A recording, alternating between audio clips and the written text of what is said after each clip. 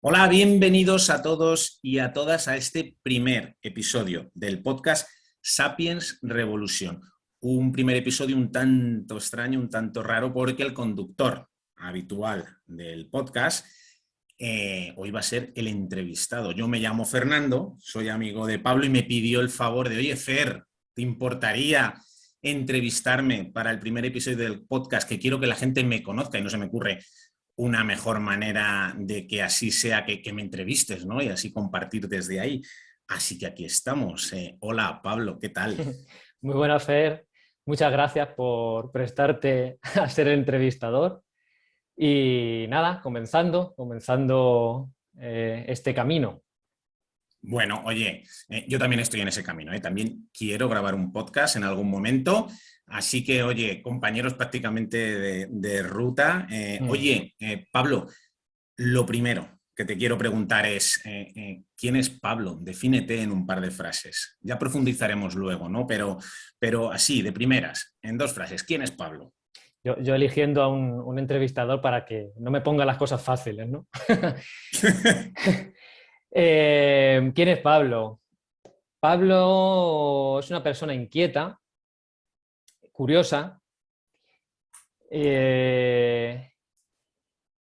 que yo creo que no para hasta entender lo que quiere buscar, ¿no? Entender lo que se propone.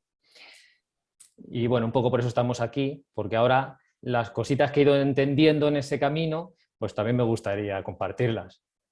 Dices buscar, ¿qué buscas, Pablo? ¿Qué buscas? Busco respuestas de todo en la vida, de todo, absolutamente todo. O sea, que eres un buscador de respuestas. Bueno, yo creo que en el fondo un poco todos estamos en Mm, esta vida para responder, ¿no?, a esas preguntas y a esa búsqueda. Eres enfermero, mm. ¿verdad, Pablo? Estudiaste enfermería. Soy enfermero de profesión, aunque luego, bueno, fui haciendo más cositas, pero empecé en el mundo de la salud con esa carrera, con la enfermería, muy dedicada, ¿no?, al cuidado del paciente, a la promoción, a la prevención, más yo creo que a la clínica, que se queda en un plano más médico. ¿Siempre has poseído, siempre has tenido esa vocación de cuidar a la gente, de acompañarla de alguna manera que se sienta mejor? ¿Siempre has sentido esa vocación en ti? Me viene desde pequeño la curiosidad, otra vez, ¿no? Hay ese niño curioso por todo el tema biología, medicina, salud, naturaleza y bueno, pues por distintos problemas de salud que tenían personas en mi familia, quizá como cualquier otra familia del mundo, ¿no? Pero bueno, esos tengo que ir al médico tengo que ir al especialista me fui haciendo ganar curiosidad, atención, ¿no?, por los problemas de salud. Y bueno, pues en esa decisión, cuando llegas a la edad de empezar una carrera universitaria, yo estaba ahí entre biología y enfermería. Y nada, pues al final entré en enfermería de lleno al mundo de la salud. Me empezó a gustar mucho las emergencias, eso de salvar vidas, que muy poético, ¿no? Y tuve la suerte de terminar la carrera y empezar a trabajar en una UCI y después, bueno, pues por la forma de contratación de las bolsas de enfermería, que si alguien de los que nos escucha es enfermero se lo va a conocer seguro, pues he ido caminando por distintos hospitales de la Comunidad de Madrid, siempre en unidades de cuidados críticos. Y al principio es verdad que todo es muy nuevo, muy intenso.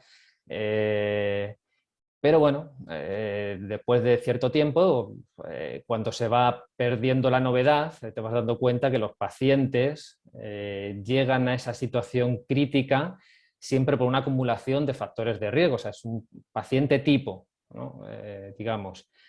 Y a mí se me empieza a plantear ya dudas en la cabeza de si es todo lo que puedo aportar, ¿no? El salvar vidas. A lo mejor la solución está por empezar a prevenir un poquito antes, ¿no? Y ahí es donde ya empiezo a formarme en otros campos, como puede ser deporte, nutrición, más.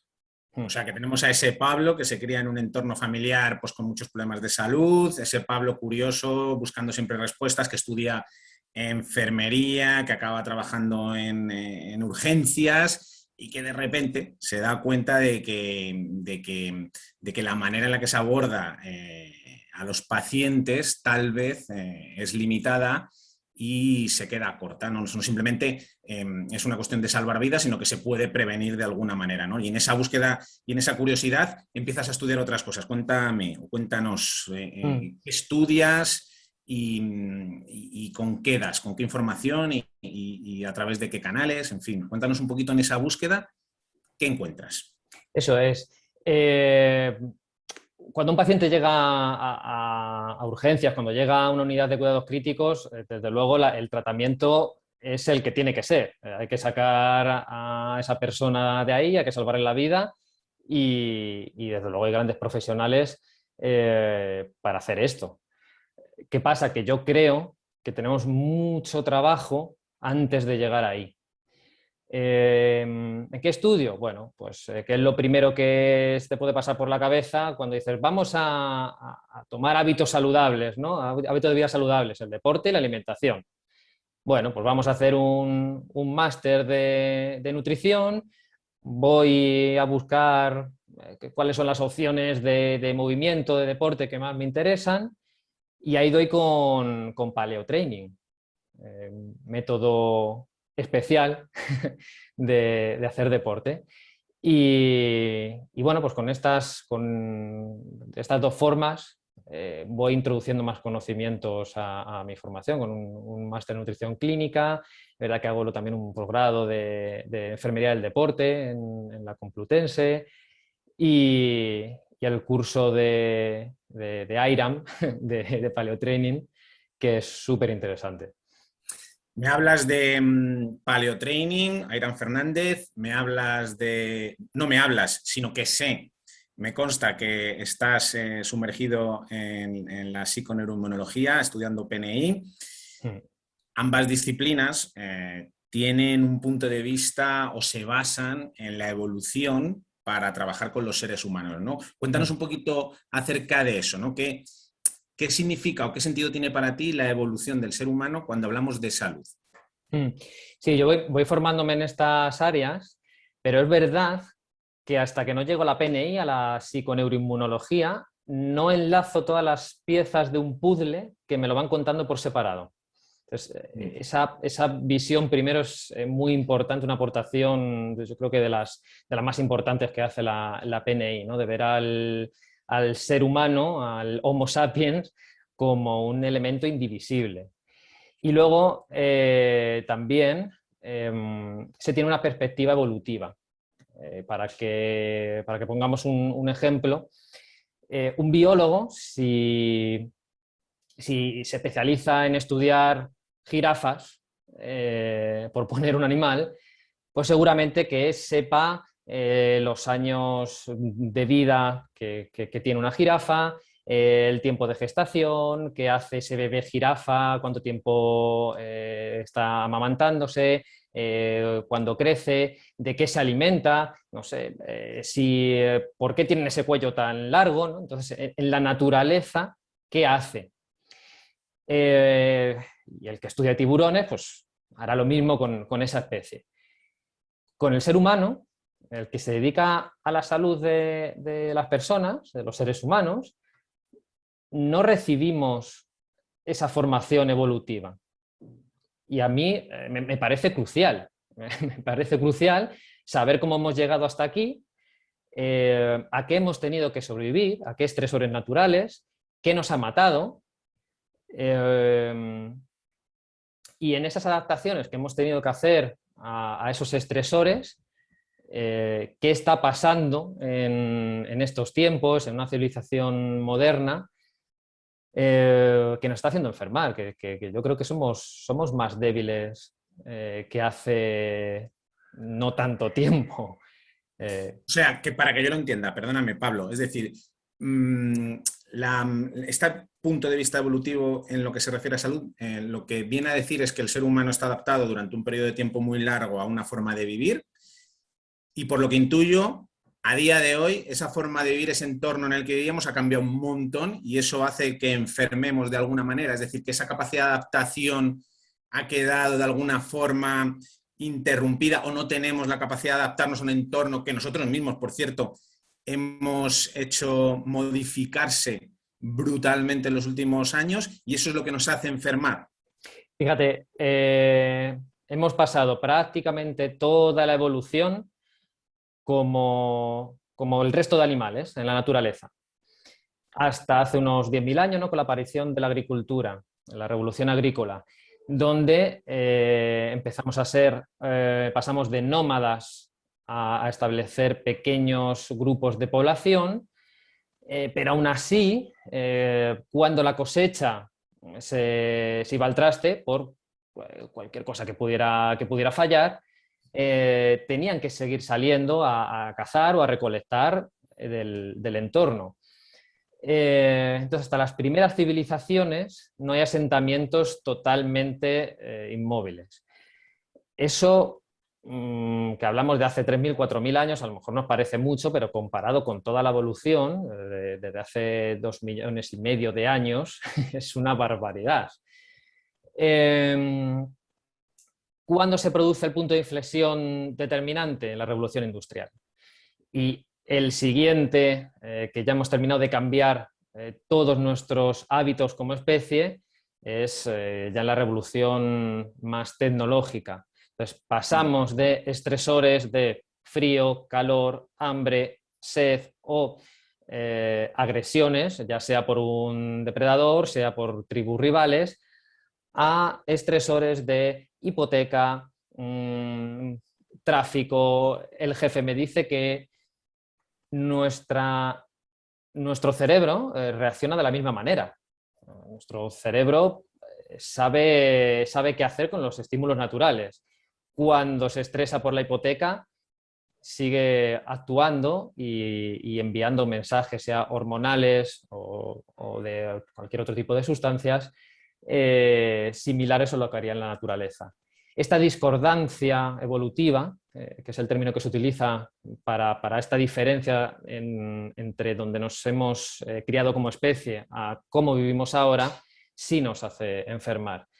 El reto está en introducir en nuestro organismo estímulos ancestrales sin perder, desde luego, las ventajas de una vida moderna, porque yo quiero vivir en el siglo XXI, no en el Paleolítico. O sea que por lo que me comentas, el principal motivo de que enfermemos, o al menos de las enfermedades modernas, si así se pueden denominar, está detrás del estrés.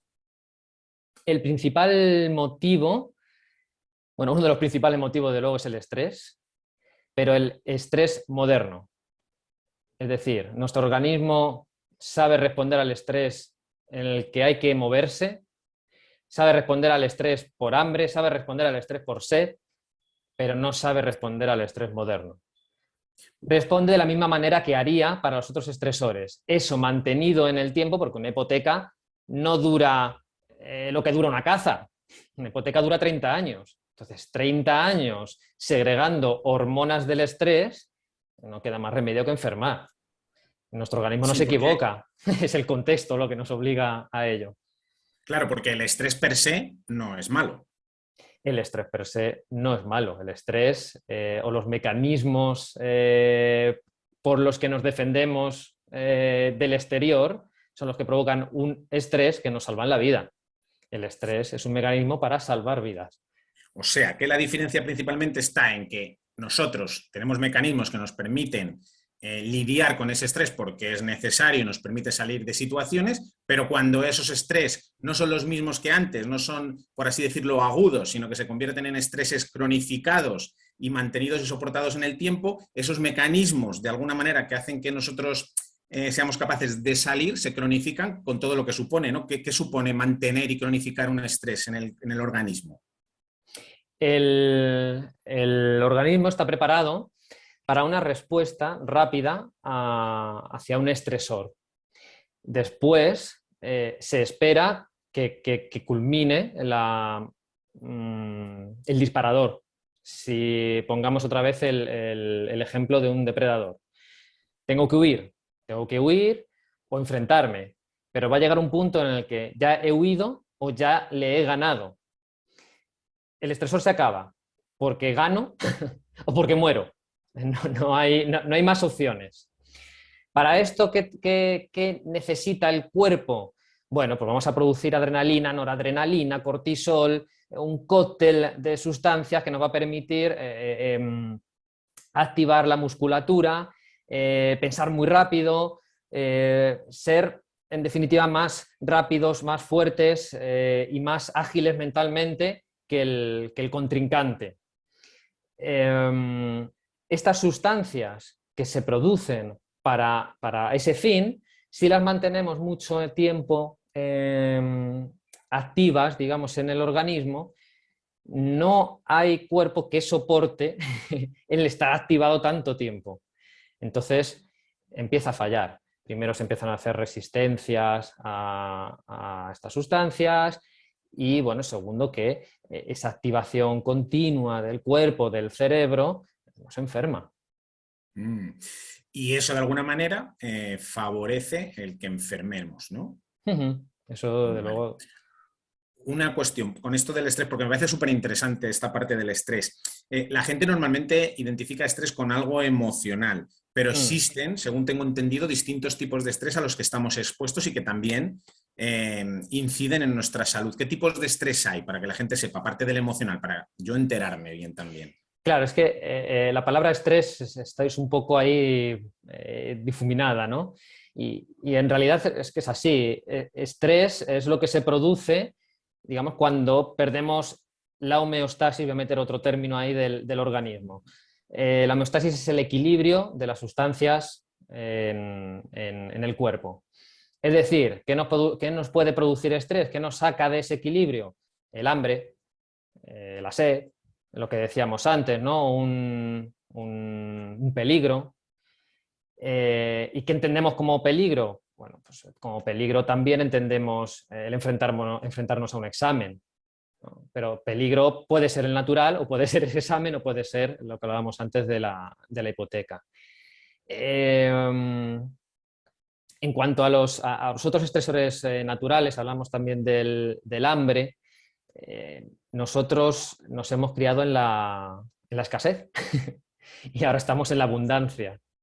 El hombre, si lo vemos desde este plano de la evolución, siempre ha tenido que luchar para conseguir comida. Y me refiero a luchar tanto si tiene que recolectarlo, sea en un árbol, sea cavando en el suelo para sacar raíces, tubérculos, o sea para cazar animales, para pescarlos. ¿Esto qué implicaba? Movimiento antes que la recompensa, que era la comida. Eso es lo primero. Es decir, nos teníamos que mover sí o sí. No nos quedaba otra. Y segundo, comíamos o nos movíamos para comer cuando lo necesitábamos. ¿Para qué me voy a mover yo si estoy a gusto? Una de las causas ahora también del sedentarismo es normal. A mí no me apetece ir al gimnasio. ¿Para qué? ¿No? Si para comer tengo la nevera llena. O sea, ahora que hablamos, por ejemplo, se ha puesto muy de moda el ayuno intermitente. El ayuno intermitente es una estrategia magnífica para afrontar serias disfunciones metabólicas, pero es una estrategia cuando la utilizamos ahora o lo vemos como estrategia ahora. En realidad, esto son adaptaciones, las adaptaciones que buscamos cuando utilizamos el ayuno intermitente fueron generadas ante ese estresor. Es decir, si me quedo sin comida, qué puedo hacer para producir energía, ¿no? Para tener energía. Y nos ayuda la autofagia, que es reciclar células que están en peor estado para utilizarlas como energía. Pues, qué maravilla de la evolución, ¿no? Y que eso ahora lo utilizamos además, bueno, para prevenir enfermedades como el cáncer o antienvejecimiento. Claro. O sea, así a modo de resumen, para que yo me aclare, el ser humano ha vivido durante mucho tiempo de una manera muy determinada, eso ha generado una serie de adaptaciones, el cuerpo espera una serie de estímulos muy determinados que además son buenos para nuestra salud, y el entorno en el que vivimos a día de hoy es todo lo contrario, es súper loco, estamos sometidos a un montón de estreses que ya no solamente son los emocionales, sino los químicos, físicos, ¿no? Yo imagino que comer comida a la que no estamos adaptados es un estrés, beber agua de mala calidad es un estrés. Yo qué sé, la luz por la noche a las 4 de la mañana es un estrés, el ruido ensordecedor de los coches imagino que es un estrés, y que todos esos estresantes lo que hacen es que de alguna manera nos enfermen. Y tu propuesta desde Sapiens Revolution es aprovecharnos de ese conocimiento para generar estrategias que anteriormente eran adaptaciones, es decir, recuperar algunos de esos estímulos que nos ayudaban, generar estrategias con ello y mejorar nuestra salud. ¿Es así, más o menos? Es así, más o menos. Y fíjate, si es verdad que son estresores, y son estresores además que no nos vamos dando cuenta, porque el de un atasco y me cabré un poquito, bueno, pero es normal. La luz por la noche, bueno, ¿cómo no vamos a tener luz por la noche, ¿no? Los estresores químicos, es verdad, la exposición a la contaminación, la exposición a los químicos que nos encontramos ahora en los productos de alimentación, en los envasados, en los plásticos. Es decir, y esos estresores no nos damos cuenta, pero sí que poquito a poco van calando en el organismo. Y bueno, pues Claro. tenemos esa ventaja de que si conocemos a lo que responde bien nuestro organismo, a los estresores que responde bien nuestro organismo, pues podemos tener estrategias para contrarrestar, no todo, porque no podemos huir del mundo actual, pero sí que podemos mejorar mucho. Vamos, que no se trata en definitiva de ir con una lanza y un taparrabos por ahí cazando mamuts, Seguro que no. sino, oye, pues en la medida de lo posible intenta comer aquella comida, por ejemplo, a la que estábamos adaptados, evita esa comida moderna, ultraprocesada, llena de ingredientes que nuestro organismo ancestral no conoce y que le hacen daño. Y lo mismo con el resto de las cosas. Oye, pues si la luz del día, por ejemplo, se me ocurre, ¿no? Nosotros esperábamos irnos a dormir a oscuras, pues oye, no tengas las luces encendidas hasta que vas a dormir, porque si no, posiblemente no duermas o tu descanso no sea el apropiado. Un poco eso, ¿no? Aprovecharnos de ese conocimiento para mejorar nuestra salud. Esta es tu propuesta desde Sapiens Revolution, porque claro, uniendo todas las piezas, llega ese niño curioso que le gusta salvar vidas, ayudar a la gente, que se cría en un entorno con cierta predisposición a la enfermedad, entra en enfermería, se da cuenta que aquello no le encaja del todo, empieza a estudiar, se empieza a formar, da con la salud evolutiva, si a mí sí me lo permites hablar, y entonces llega Sapiens Revolution, ¿no? ¿Qué es Sapiens Revolution, Pablo? ¿Qué es? Y fíjate, además, ¿no? Cuanto a tu comentario, además de ver enfermedad, yo no me he librado, bueno, como ninguno, no nos libramos. Y yo era un niño asmático, con alergias, muy propenso a infecciones de repetición. Y además, ya con el trabajo a turnos de los hospitales, pues mejorar no mejoras, evidentemente, ¿no?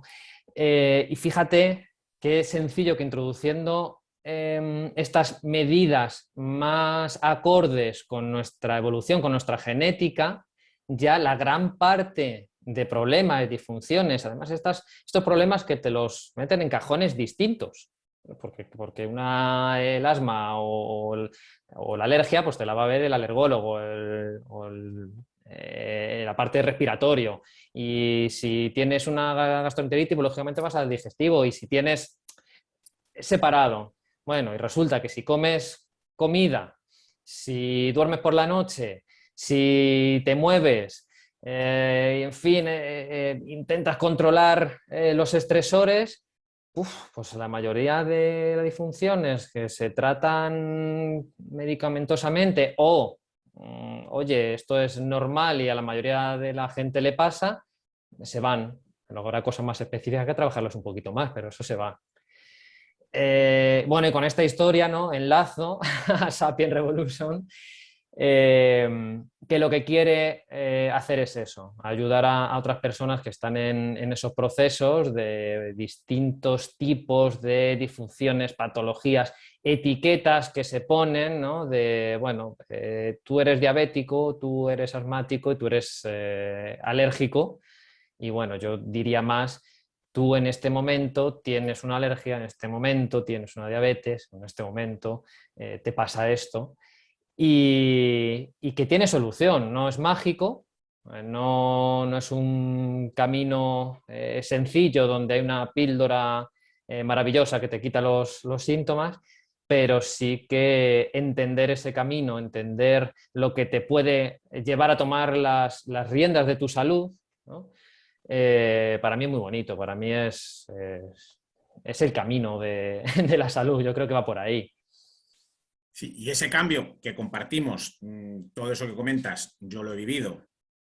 Este cambio no es fácil, porque claro, tienes que ir en contra, por un lado, de lo establecido, de lo que se considera normal, entre comillas, de los canales oficiales, del médico de cabecera que te dice o repite lo que ha aprendido en la universidad. Vas en contra de las etiquetas. Entonces, ese proceso de empoderación es complicado, pero súper bonito, porque la recompensa es brutal. ¿Tú qué notaste o qué sentiste cuando haces ese cambio, cuando empiezas a incorporar esta serie de hábitos, cuando cambias? ¿Qué notas tú en tu día a día? Fíjate, lo primero, y te podría decir, ¿no? Que cuando alguien cambia de hábito, sobre todo lo hace porque quiere bajar de peso. Y yo, que no tenía un exceso de peso, pero ese cambio rápido te hace físicamente estar mejor, ¿no? Pero lo que yo más destaco sobre todo es la energía. Energía en el cerebro. Ser más vital, el tener capacidad para hacer más cosas, de pensar más rápido. eh, Exprimes más el día. Exprimes más el día. Y descansas mejor por la noche también, claro. Entonces, es que esa energía es lo que te hace vivir. Es... Sí, comparto plenamente Mm, contigo, yo adelgacé un montón, pero lo que más llamó la impresión, me llamó la atención, perdona, es esa lucidez mental. Es como si viviésemos de alguna manera aletargados, es como mm. si viviésemos dormidos de alguna manera, y yo eso se lo cuento a la gente y lo observo y lo veo, y mucha gente que está enfermamente adaptada a una sociedad completamente enferma, yo lo noto y les veo y veo a la gente aletargada. Esa es la palabra que a mí más me resuena en todo esto, ¿no? Y yo lo que más noté es ese cambio a nivel mental, esa lucidez, estás como más despierto, más atento y sobre todo sales de una especie de eso, de sueño, que no sé si tiene que ver con esa inflamación de bajo grado que te tiene ahí, esa normalización de un estilo de vida enfermo, ¿no? Y eso es para mí lo que más me llamó la atención de ese periodo que yo le llamo del despertar o de la reconexión con tu esencia, a mí es lo que más me sorprendió, esa recuperar la mente. Sí, es que, aunque parezca exagerada la comparación, pero vivimos en un zoo. Los animales en el zoo no están en su hábitat natural y cualquier biólogo nos puede decir que su comportamiento, su vitalidad tampoco es la misma. Y nosotros es parecido. Bueno, no estamos enjaulados literalmente, pero no vivimos en libertad.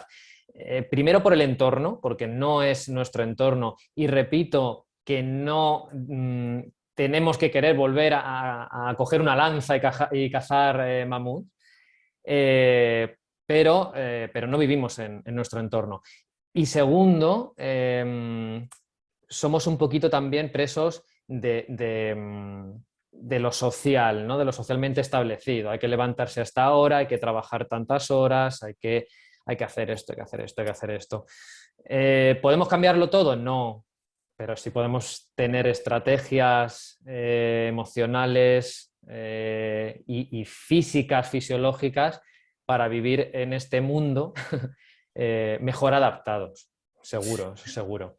Fíjate, lo que dices de que vivimos una especie de zoo, pues oye, te diría, y salvando incluso las distancias, porque fíjate, en el zoo, los cuidadores de los animales, una de las cosas que consideran siempre para tener en el mejor estado de salud posible a los animales es qué comen en su entorno natural estos animales y vamos a reproducir esa alimentación en su jaula.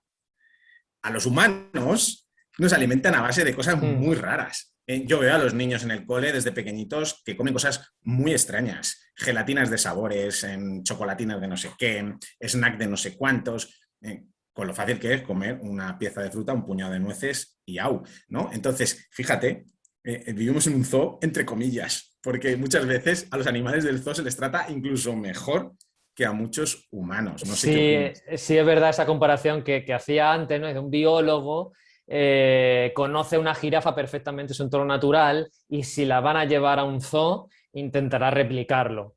Y con nosotros salimos de nuestro entorno natural, que también es la naturaleza, como el resto de animales, y dices, bueno, venga, esto lo paso porque también tiene sus comodidades, ¿no? Pero no replicamos lo que comíamos en la naturaleza y no replicamos lo que nos movíamos en la naturaleza y no replicamos los ritmos circadianos en naturaleza. Y sí es verdad que además alimentamos con productos, no con comida, tanto a nosotros mismos como a los animales que nos comemos. Es curioso, ¿no? Bueno, y a los de compañía, los perros yo creo que son los únicos animales gordos. Sí.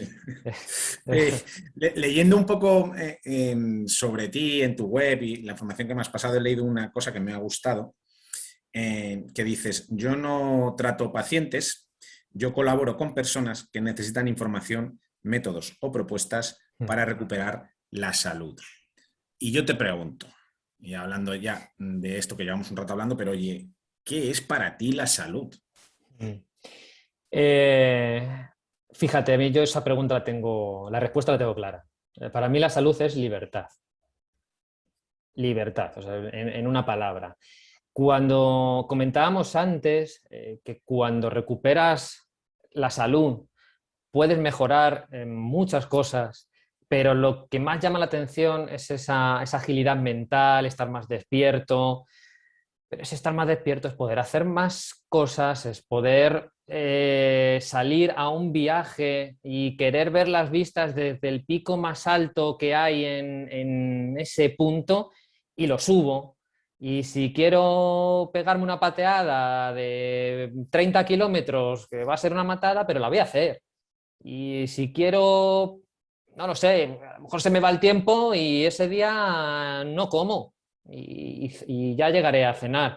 Entonces, toda esa flexibilidad que te da la salud física, metabólica, inmunológica, porque no te pones malo o no tan frecuentemente, porque todos estamos expuestos a una infección, ¿no? Pero seguro, seguro, seguro que no es tan frecuente como cuando estábamos en ese zoo, ya se ha quedado Oye, esa es que analogía. me dices, sí, sí, pues además que la voy a enganchar ahora mismo, porque me dices, salud es libertad, y yo te pregunto, ¿es que somos prisioneros en algún tipo de zoo? Eh, no lo sé si somos prisioneros, pero sí es verdad que somos menos libres, ¿no? Lo voy a decir así. Somos Sí. menos libres que hace 4.000 años, vamos a ponerlo. Vivimos más cómodos, eso es innegable y repito que yo quiero vivir en el siglo XXI. Pero en el siglo XXI, con lo que sabemos, con la capacidad tecnológica en la medicina, más toda la investigación de todo esto que hemos tratado en evolución, tenemos que estar mucho más sanos. O sea, no Es que, podemos vivir en una sociedad donde lo normal sea estar enfermo Y si lo normal no es estar enfermo, es envejecer con enfermedad. Pues no, no, señores, o sea, no, no es normal. No es normal que a partir de cierta edad eres enfermo porque eres mayor, porque eres viejo. No. Perdónenme, pero Oye, no. oye, Pablo, porque es que ya vamos a profundizar un poco, porque a mí hay una cosa que me ronda la cabeza, siempre me ha rondado. Dices, con lo que sabemos a día de hoy, ¿tú no crees que la gente que vivía hace 3 4 mil años, en muchos aspectos de la vida, no sabían infinitamente más que nosotros? ¿No crees que estaban de alguna manera más conectados con la naturaleza y con su sabiduría? Y consigo mismo, segura o seguro, y con su tribu o con su sociedad, como lo queramos llamar. Seguro, posiblemente no lo podamos llamar ciencia, ¿no? Si se permite esa expresión, o no tienen ese conocimiento como ahora esperamos, ¿no? Que se nos transmita en un paper, en una conferencia, pero seguro que eran más sabios, ¿no? Esa conexión con su tribu, que además se ha demostrado que es una de las características más importantes de las personas más longevas, es la conexión social. El, y luego, bueno, pues incluso lo que comían, no tenían que pensar en moverse tampoco porque era obligatorio moverse, ¿no? Entonces nadie va a decir, oye, ¿cómo me tengo que mover? No, pues es que te toca moverte de forma natural, ¿no? Has dicho una palabra muy bonita que me encanta, que es sabiduría, ¿no? Y creo que tenemos que recuperar esa sabiduría innata, esa que tenemos nosotros, eso con lo que estamos conectados, porque sabiduría, y me hablas de papers, ¿qué papers? Los que hace 10 años nos decían que no se podían comer más de 3 huevos porque era muy malo, los que decían que el aceite de oliva era muy bueno y era muy malo, los que decían que no sé qué. En fin, que muchas veces la verdadera sabiduría queda tapada, en mi opinión, esto es una opinión personal que cuelo aquí, muchas veces la sabiduría queda tapada por otro tipo de intereses y yo creo que el trabajo que tú haces es muy bonito porque, entre otras cosas, lo que permite a la gente es reconectar con su sabiduría, con escucharse, con comer algo que te siente bien y tener la capacidad de alguna manera de entender que eso que estás comiendo te está sentando bien o mal, que lo tenemos perdido, eso. Mm. Mucha gente que come le sienta mal, tiene malas digestiones, tiene la tripa inflada después de comer y lo considera algo normal, no se escucha, no se observa y aprende a vivir con la tripa hinchada después de comer y eso es normal, cuando eso no es lo normal. Bueno, ahora que me dices esto, tengo que contarlo. Yo escrito en la historia de un paciente, y esto lo ha escrito otro profesional sanitario, da igual profesión, que le explica al paciente que a veces es normal hincharse después de comer. No, no. O sea, no podemos seguir por ahí. Y es que es verdad que el conocimiento que se da en las universidades es un poquito limitado en ese sentido, ¿no? Y hablabas también de decir, bueno, como esto y sé que me está sentando bien o me está sentando mal. Y ese conocimiento de ti mismo es muy importante recuperarlo. No es fácil, ¿eh? No es fácil porque vamos en piloto automático y volver a reconectar cuesta, pero va un poquito por ahí el camino también. Además del el resto de intervenciones que haya que hacer de una forma guiada, por supuesto, pero el profesional que guíe tiene que dejar esas pinceladas también, esa opinión de, oye, yo creo que es que esto a mí no me... Esto que me has recomendado, esto que me han mandado, a mí no me sienta bien. Oye, pues es que a lo mejor tiene razón y eso no le sienta bien, ¿no? Es que escuchar al cuerpo es importante. O el que desayuna, porque el desayuno es la comida más importante del día. Está bastante desmitificado en gente, ¿no? Ya que se mueve en nuestro campo, ¿no? Vamos a decirlo así. Pero a mí me sigue llegando gente a consulta de que come 5 veces al día y dice, yo no puedo, si es que no puedo, es que no me entra la comida. ¿Cómo te va a entrar, chiquillo? Sí, yo creo que Claro. de alguna manera hay una cantidad de mantras y de creencias que compramos de manera inconsciente sin saber siquiera de dónde vienen, pero como lo oímos una y otra vez, se quedan ahí grabados en nuestro cerebro y lo Mm. consideramos verdades como dogmas inamovibles y que no te pueden ni siquiera cuestionar, ¿no? Entonces, por eso me parece tan interesante profesionales como tú, que hacen una labor preciosa en la que, entre otras cosas, tenéis que luchar y lidiar con todos esos dogmas y, de alguna manera, invitar a las personas a reconsiderar y, si me permite la expresión, reeducarles, ¿no? O no sé si es una palabra adecuada, ¿no? Pero bueno, sí, reeducar, acompañar a las personas a si lo desean, aprender cosas Sí, a nuevas. mí me gusta mucho la palabra empoderar. Claro. A mí me gusta mucho ese término, ¿no? El que tenga el poder de decidir sobre su salud, de entender lo que le está pasando y entender también la intervención. Venimos quizá de una sanidad, de un médico muy paternalista, de para esto te tomas esta pastilla porque lo digo yo. Es verdad que ya hemos avanzado un poquito en eso y al menos se explica por qué te mando esta pastilla, pero lo suyo es dar más pasos, ¿no? Y el resto hasta el final, yo creo que el objetivo sería que el paciente entienda de su disfunción, patología, llamémoslo como sea, y tú tienes que hacer la vida más fácil y ayudarle a que lo entienda. Es decir, pues mira, esto va por aquí y además pues te voy a mandar este artículo, este blog o este paper, ¿no? ¿Por qué no? Eh, que te lo pone. Y si mañana encuentras otra cosa y te resulta curioso, llamativo y crees que la solución puede ir por ahí, pues vamos a comentarlo, ¿no? Mm. Eso es ese camino y el paciente tiene que querer también. Es más, no debería ser paciente, sino debería ser una persona con ganas de mejorar su salud y ya está. Sí, porque la medicina tradicional, ¿no?, va demasiado enfocada al síntoma, curar el síntoma, cuando en el fondo el síntoma simplemente es una manera del cuerpo de hablarte y decir, Mm, oye, que pasa algo por aquí, igual hay algo que no estás haciendo mm, bien, igual hay alguna cosita por ahí.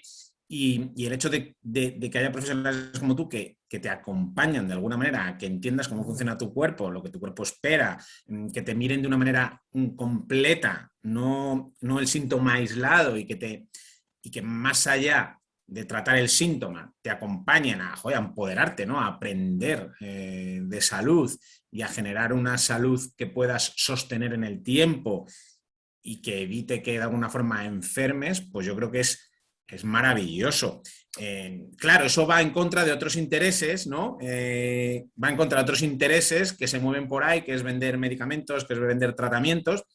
Y yo entiendo perfectamente que haya esos intereses que existan y que evidentemente no se vaya a la raíz, porque entonces mucho del negocio que se mueve a nivel mundial pues acabaría, ¿no?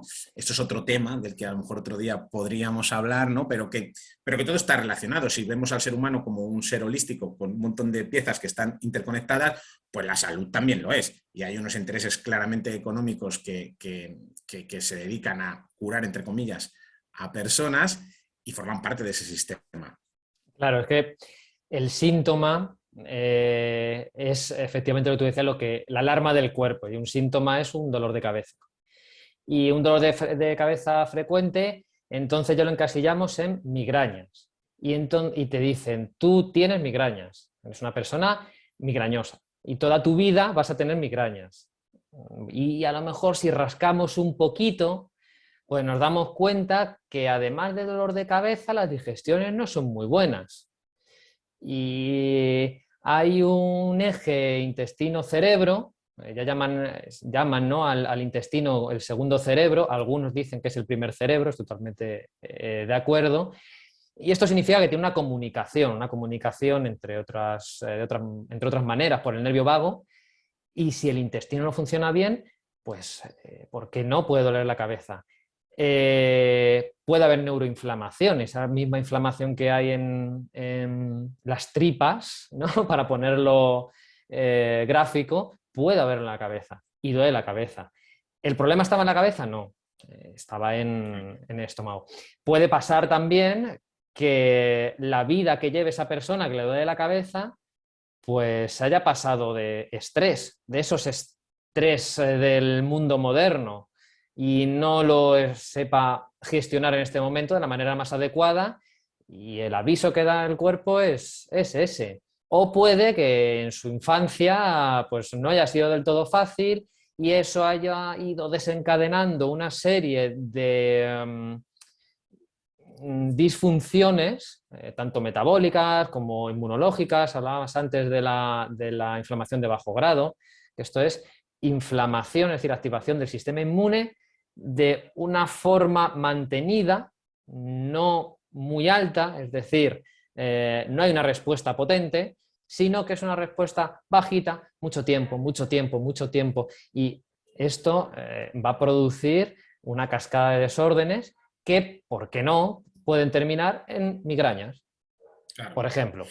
Claro, y el ir, por ejemplo, a un especialista de medicina tradicional o normal, si me permites, el problema que tiene, bajo mi punto de vista, es que tú vas al neurólogo porque te duele la cabeza, pero el neurólogo nunca va a considerar que pueda haber un problema digestivo, un problema de autoinmunidad, un problema de inflamación de bajo grado, un problema de intolerancias alimentarias. Eso no lo va a considerar en la vida. Él, como mucho, va a tratarte el dolor de cabeza. Y claro, el problema de todo esto, bajo mi punto de vista, es que cuando te tratan el dolor de cabeza y te matan el síntoma, están matando también el aviso. Y entonces, pero el problema de raíz nunca se erradica, por lo tanto, Saldrá otro por otro problema. lado, claro, y a lo mejor de una manera más grave, porque cuando Mm, tú no escuchas a tu cuerpo que te está hablando, al final te acaba gritando, porque mm, dice, ¿me quieres escuchar ya? mm. No, no, es tal cual, es tal cual. Y los síntomas, además, es que tenemos que buscar. Tenemos que Claro. buscar. Y no hay otra manera, además, que hacer entrevistas o conversaciones en las que vaya más allá de ¿qué te pasa? ¿Me duele esto? O generalmente se consulta por dolor, sí, pero bueno, sea por lo que sea de, te duele esto, entonces te doy esto. No, vale, te duele esto y ¿qué más? ¿Qué más? ¿Qué comes? ¿A qué hora? ¿Cuántas veces? ¿A qué hora te levantas? ¿A qué hora te acuestas? ¿Qué tal duermes? ¿A qué te dedicas? ¿En qué trabajas? ¿Estás a gusto con tu trabajo? ¿Y qué tal la familia? Claro, porque me has hablado de mandar artículos para que la gente lea, me has hablado de empoderamiento, me has hablado de entrevista, me has hablado... Y yo te pregunto, Pablo, ¿cómo es un proceso de acompañamiento o una intervención tipo? Es decir, ¿cómo Mm, abordas tú a una persona cuando tiene una consulta? ¿Cómo sería un paciente tipo y cómo abordas a esa persona? ¿Qué herramientas mm. tienes? ¿Cómo es un proceso contigo?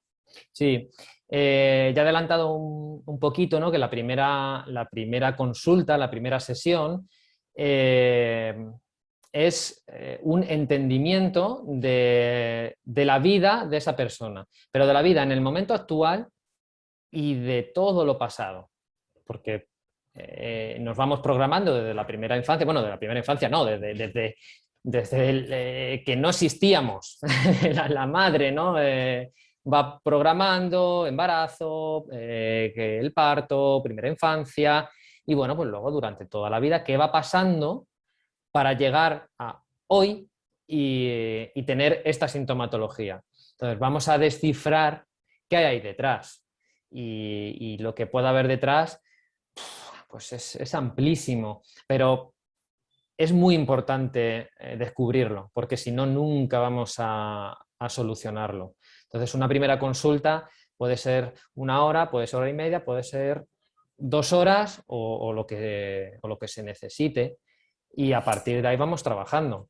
Claro, porque desgraciadamente no siempre cuando acudes a un médico puede tener 1 hora y media para atenderte. Entonces, claro, nos algoritman de alguna manera, nos Mm, tratan como un algoritmo, como a un código, y eso no somos. Un ser mm, humano, bajo mi punto de vista, no, es un ser muy complejo que está sometido a un montón de circunstancias que le configuran, que le crean, que le moldean. Y mm. todo eso hace que vivamos una realidad muy concreta que es única, porque no hay un ser humano igual en el mundo. Imposible. Sí, Posible. es tal cual.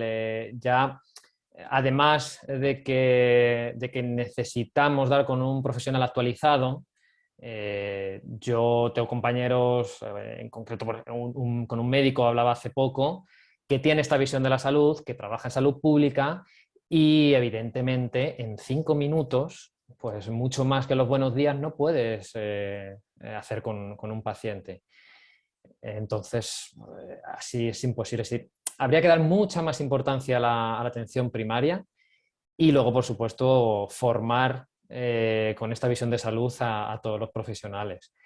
Y lo que decíamos, esto necesita el tiempo que necesite para entender lo que está pasando en el organismo completo de esa persona, y a partir de ahí, y dependiendo en qué nivel esté, pues las siguientes sesiones pues será para acompañar en un proceso totalmente individualizado. Cada uno tiene sus circunstancias, sus trabajos, sus familias, sus horarios, y habrá que, lo que decíamos, habrá que aprovechar esos estímulos ancestrales o el método que queramos utilizar, y meterlo en la rutina diaria. No, no nos vamos a ir al campo y abandonarlo todo, claro. Qué guay, qué guay, qué guay dices, o la rutina que sea. Porque sabes una cosa que me da la sensación de que independientemente de cómo trabajes con esa persona, cuál sea el enfoque que utilices, cuáles sean las herramientas de las que dispongas, yo creo que hay una cosa que a los seres humanos nos hace mucha falta, estamos muy necesitados y es lo que más nos puede ayudar, que es sentirnos escuchados, Pablo, escuchados, atendidos, sentir que al otro lado de la mesa hay un ser humano como tú que te está escuchando con el corazón y que te quiere ayudar. Y muchas veces eso no existe, así que, Pablo, desde aquí, gracias a ti y a un montón de profesionales que hay en este planeta. Inclúyete, Fernando. Sí, bueno, que ponen el corazón, incluso también a aquellos que trabajan en una consulta tradicional, que pasan consulta 5 minutos, que van a toda leche, que la inmensa mayoría de ellos, estoy seguro que todos lo que quieren es que sus pacientes estén lo mejor posible, pero que muchas veces no tienen pues ni el tiempo ni las herramientas que le permiten hacerlo como un ser humano se merece, ¿no? Así que bueno, oye, por mi parte, muchas gracias. Ya va quedando poco tiempo, porque me habías dicho que como media horita quieres que dure para que os dé tiempo a todos los que estáis ahí a escucharlo mientras conducís y no se os haga demasiado largo. Y no os Así que estreséis con el no os atasco. estreséis, no os estreséis, no os estreséis, acordaros. Pero sí me gustaría hacerte algunas preguntas un tanto más personales, porque a mí siempre Sí. me gusta cuando hablo con alguien conocer un poco más a la persona, ¿no? ¿Cómo te imaginas, Pablo, el futuro de la humanidad? No cómo te gustaría que sea, ¿cómo te lo imaginas? ¿Por dónde crees que pueden ir los tiros hablando de salud? Uf. Desde luego no es como me gustaría, creo. Hace poco vi un documental en Netflix de avances tecnológicos en la salud, en el organismo, ¿no? Como de biorobots. Hablaban de la inmortalidad, de curar enfermedades con nanopartículas. Uf, pues es que en realidad no entiendo de tecnología, pero creo que no estamos tan lejos de ser capaces de hacer ese tipo de cosas, y a mí me da entre miedo y pena, ¿no? De perdernos como especie. Harari decía también, ¿no? que nos vamos a extinguir o que si nos extinguimos va a ser a favor de seres biónicos, una mezcla, ¿no? Entre ordenadores y humanos. Y cuando escuchas esas cosas se pone un poco la piel de gallina. Lo único que, bueno, pues de momento estamos en el punto en el que estamos. Seguro que si hay avances de ese tipo son muy provechosos también, si no nos excedemos. Y ahora mismo, para mí y cada vez para más profesionales, creo que la mejor forma de ver la salud va apuntando por ahí, por lo que veníamos hablando. Bajo mi punto de vista, la mejor manera de ver la salud y honrar la salud es viviendo plenamente y aceptando la muerte como un proceso natural, porque cuando aceptas la muerte como un proceso natural, vives la vida de otra manera. Creo que nos deberían de enseñar a convivir con la muerte como concepto de otra forma. Pablo, si tuvieses una máquina del tiempo, otra más, y pudieses viajar al pasado, ¿qué consejo le darías a Pablo cuando tenía, por ejemplo, 6, 7 años? Con lo que sabes como adulto a día de hoy, con los conocimientos que tienes, con la sabiduría que has adquirido, ¿qué consejo le darías a ese Pablo pequeñito? Eh, buena pregunta, ¿no? Y tramposa, ¿no? Cuando, si ya con el conocimiento, eso es lo que quisiera todo el mundo, yo creo, dar consejos cuando ya has vivido. Eh, pues nada muy complicado. Yo creo que esa curiosidad, que no la deje, que haga, que haga lo que le apetece hacer realmente y no lo establecido, yo creo. Me explico por ahí, yo creo que muchas veces vamos tomando decisiones porque es lo que hay que hacer. Y, y a lo mejor cuando vas caminando más, pues dejas de tomar decisiones porque es lo que hay que hacer y tomas las decisiones que realmente te apetecen. Pues, y poquito más, ¿no? El seguir, el investigar, investigar no a nivel científico, investigar sobre todo, no dejar de buscar, hacer las cosas que le gusten y, y ser feliz, ¿no? O intentarlo, ¿no? Intentar ser feliz. Y si ese Pablo de 5 o 6 añitos que ha recibido ese consejo te lo pudiese devolver, te pudiese lanzar por esa máquina del tiempo un consejo desde ese niño al adulto, ¿qué consejo le tiraría? Pues ya sabes, aplícalo. Em, sí, no sé, yo creo que es también no perder el niño, yo creo que nos pasa a todos. Y yo en cierta manera sigo siendo niño. Quizá cuanto más mayor, más niño, más ganas de jugar. Y el consejo del niño al adulto iría por ahí. No dejes de disfrutar, haz cosas que te gusten, juega. eh, un poco por ahí, sí, seguro. Mm. Y la última. Si cierras los ojos, Pablo, Mm. y te imaginas el futuro de aquí a 5 años, eh, ¿cómo es tu futuro? ¿Cómo te gustaría? ¿Cómo ves ese Sapiens Revolution dentro de 5 años? Sueña.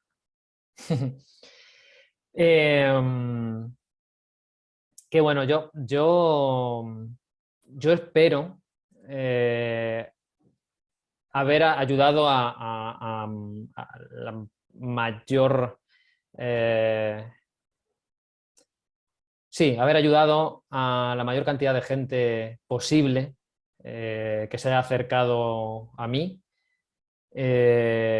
Intentar que lo aprovechen, ¿no?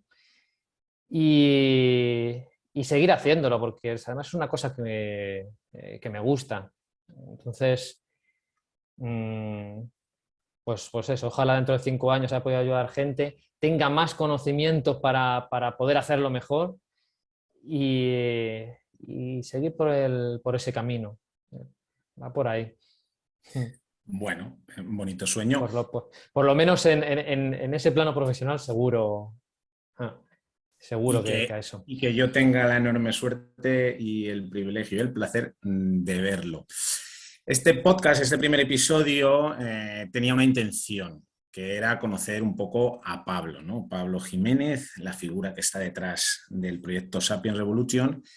Esta ha sido la idea y espero que después de este ratito que hemos pasado juntos, cada uno de vosotros que está ahí escuchando este podcast conozca un poquito mejor a Pablo, sus intenciones, lo que pretende, sus sueños, lo que le gustaría, sus anhelos, un poquito la persona que hay detrás del proyecto y que de verdad te deseo, Pablo, de todo corazón, que esos sueños que tienes de ayudar a cuanta más gente mejor se cumplan. Y sobre todo te voy a pedir una cosa, y es que no dejes de investigar, que no dejes de buscar y que no dejes de ser ese niño que dices que aún eres y que eso que dices, de que cuanto más viejo te haces, más niño eres, se cumpla de verdad. Porque el mundo, creo, que necesita muchos más niños y muchos menos adultos, mucho más gente curiosa e investigadora y mucho menos adultos aburridos, serios y, esto os lo digo yo, y obedientes. Seguro, te he escuchado otras veces decir eso y estoy totalmente de acuerdo. Muchas gracias, Fernando, por prestarte a esta entrevista a la inversa y nos vamos a volver a ver pronto porque esta entrevista se va a devolver siendo tú el entrevistado y Bueno, guay, aprenderemos más cositas de ti. encantadísimo, encantadísimo. Pues muchas gracias y nos vemos más Un adelante. saludo a todos y a todas. Chao, chao. Chao.